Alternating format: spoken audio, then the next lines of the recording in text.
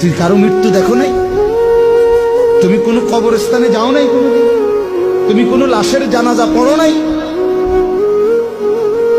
যে মানুষটা তোমার সামনে লাশ, সে কি একদিন হাত নাড়াইতো না? কথা বলে না?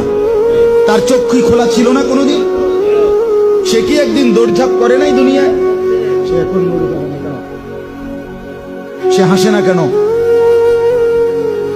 তার হাত নড়ে না কেন? দয়া করে বুঝতে শিখে। আল্লাহ তাআলা বলছে, বল তানজুর নাফসুম মা কদ্দামাত লিগাদ। আমার বান্দা, খেয়াল করো আগামীকাল কিয়ামতের জন্য তুমি আজকের দুনিয়া থেকে কি পাঠাচ্ছ। এটাই তোমার আখিরাতের পুঁজি সংগ্রহের জায়গা। দুনিয়া, এখান থেকেই আখিরাতের জন্য পাঠাইতে হবে। মা কদ্দামাত, হিসাব করো আখিরাতের জন্য কি পাঠাইছো। ওয়াত্তাকুল্লাহ। এরপরে আল্লাহ আবার বলতেছেন, বান্দা আবারও বলছি, কথাটা ফেলে দিও না, আমাকেই ভয় করো, গুনাহ ছাড়ো, নেক আমলে অভ্যস্ত হও। ইন্নাল্লাহা খাবীরুম বিমা তা'মালুন।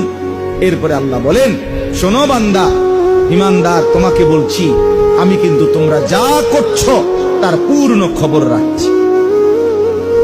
এক বিন্দু আমার থেকে আড়াল করতে পারবা না। এমনকি হৃদয়ের ভিতরের যেই কথাগুলো, খোদার কসম